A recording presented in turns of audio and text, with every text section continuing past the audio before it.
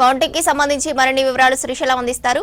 Srisailam counting updates ఏంటి? సంబంధించి గ్రామ పంచాయతీల సెకండ్ ఫేజ్ కౌంటింగ్ ప్రారంభమైంది. రాష్ట్ర వ్యాప్తంగా కూడా అన్ని చోట్ల ఈరోజు 3911 పంచాయతీలకు ఎక్కడైతే పోలింగ్ జరిగిందో ఆ పోలింగ్ సంబంధించి కౌంటింగ్ అనేది ప్రారంభమైంది. కొన్ని చోట్ల మాత్రం ఎవరైతే ఆల్రెడీ 1 గంట వరకు క్యూ లైన్లో ఉన్నారో వాళ్ళకు సంబంధించిన ఒకవేళ ఇంకా పోలింగ్ జరుగుతుంటే కనుక అవి కొంచెం లేట్ అయ్యే అవకాశం ఉంది తప్ప మిగిలిన అన్ని చోట్ల కూడా కౌంటింగ్ ప్రక్రియ అనేది ప్రారంభమైంది. దీనికి సంబంధించి ఇప్పటికీ అన్ని ఏర్పాట్లు చేశారు. 1 గంటకు పోలింగ్ ముగిసిన తర్వాత బ్యాలెట్ బాక్స్లను సీజ్ చేసి కౌంటింగ్ సెంటర్కి తరలించి అక్కడ నుంచి కౌంటింగ్ ప్రక్రియ అనేది ప్రారంభించారు. మొదట వార్డు సభ్యులకు సంబంధించి ఏ వార్డుకు ఆ వార్డు అక్కడ నమోదైనటువంటి వార్డు సభ్యులకు నమోదైనటువంటి ఓట్లు, అదేవిధంగా ఆ వార్డులో సర్పంచ్ నమోదైనటువంటి ఓట్లు అవి రెండు కూడా 2 బాక్సుల్లో పెట్టుకుంటారు. తర్వాత వాటన్నిటిని కూడా టై చేసుకుంటారు. ఇట్లా వార్డుల వారీగా లెక్కించుకుంటూ వెళ్తారు.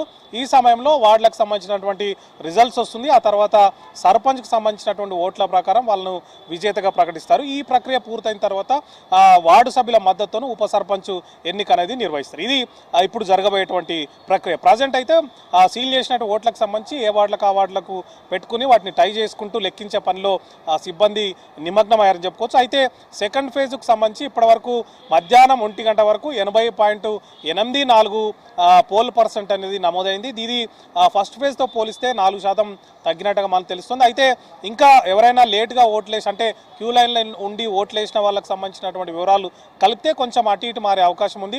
అయినప్పటికీ కూడా మొదటి ఫేజ్లో 84% పైగా పోల్ పర్సెంటేజ్ ఉంది. కానీ సెకండ్ ఫేజ్లో మాత్రం 80.84% నమోదైంది. స్వల్ప మార్పు ఉండే అవకాశం ఉన్నట్లుగా మనకు ఎన్నికల సంఘం చెబుతుంది. అయితే ఓవరాల్గా సెకండ్ ఫేజ్ పోలింగ్ ప్రక్రియ అనేది ముగిసింది. కౌంటింగ్ ప్రక్రియ ప్రారంభమైంది. అన్ని ఏదైతే 3911 పంచాయతీలు అదేవిధంగా 29,917 వార్డులకు సంబంధించినటువంటి కౌంటింగ్ ప్రక్రియ కొనసాగుతుంది. అయితే ఈ పంచాయతీలకు సంబంధించి ఆ పంచాయతీల వారిగా కౌంటింగ్ ప్రక్రియ కొనసాగుతున్న నేపథ్యంలో ఉత్కంఠ అనేది నెలకొంటుంది. వార్డులకు సంబంధించి పోటీ చేసిన అభ్యర్థులు కానీ సర్పంచ్లకు పోటీ చేసినటువంటి అభ్యర్థుల్లో ఒకంత ఉత్కంఠ అనేది ఖచ్చితంగా ఉంటుంది. ఎవరు గెలుస్తారనేటువంటి ఒక చర్చోపచర్చలు అయితే గ్రామ పంచాయతీలో జరుగుతున్నటువంటి సిచ్యువేషన్ మనకు కనిపిస్తుంది. అన్ని చోట్ల కూడా కౌంటింగ్ కేంద్రాల వద్దకు అభ్యర్థులు వారి మద్దతుదారులు ఆశా వాళ్ళందరూ కూడా అక్కడ చేరుకుంటున్నారు.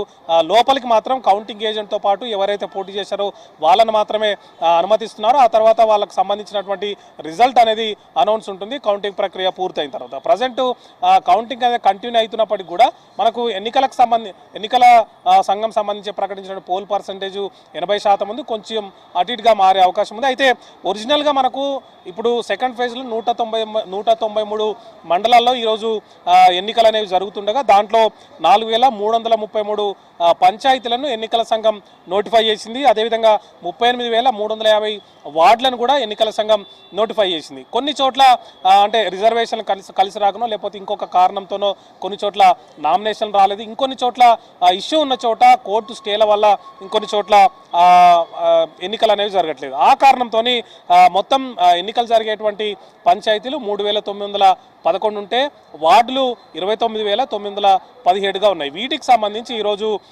మనకు ఎన్నికల ఫలితాలు ప్రకటించే అవకాశం ఉంటుంది. అయితే సర్పంచ్లకు సంబంధించి 12,782 మంది ఈరోజు బరిలో ఉన్నారు. వార్డులకు సంబంధించి 71,071 మంది బరిలో ఉన్నారు. వీళ్ళకి సంబంధించి తమ భవితవ్యం అనేది ఈరోజు తేలిపోనుంది. చిన్న పంచాయతీలు తక్కువ ఓట్లు ఉన్నటువంటి పంచాయతీలో రిజల్ట్ అనేది మొదటగా వచ్చే అవకాశం ఉంది. అంటే గంట 2 గంటలు అంటే 3 గంటలు 4 గంటలు 3 ఇట్లా ఓట్ల సంఖ్యను బట్టి సమయం తీసుకునే అవకాశం ఉన్నట్టుగా మనకు తెలుస్తుంది. తక్కువగా ఉన్నటువంటి ఓట్లు తక్కువ ఉన్నటువంటి ప్రాంతాల్లో మాత్రం రిజల్ట్ ఎర్లీగా వచ్చే అవకాశం ఉంది. మేజర్ పంచాయతీలు కొంచెం ఓటర్లు ఎక్కువ ప్రాంతాల్లో మాత్రం కొంచెం టైం తీసుకునే అవకాశం ఉన్నట్టుగా తెలుస్తుంది. సాయంత్రం 5 తర్వాత మేజర్ పంచాయతీల్లో ఫలితం వచ్చే అవకాశం ఉన్నట్టు తెలుస్తుంది. ఆ తర్వాత కొంచెం ఎర్లీగా మాత్రం ఏదైతే తక్కువ ఓట్లున్నాయో అక్కడ ఎర్లీగా రిజల్ట్ వచ్చే అవకాశం ఉన్నట్టుగా తెలుస్తుంది. అభ్యర్థులందరూ కూడా ఆశలు పెట్టుకున్నారు. అన్ని విధాలుగా కూడా ప్రయత్నాలు చేశారు, ప్రచారం చేశారు.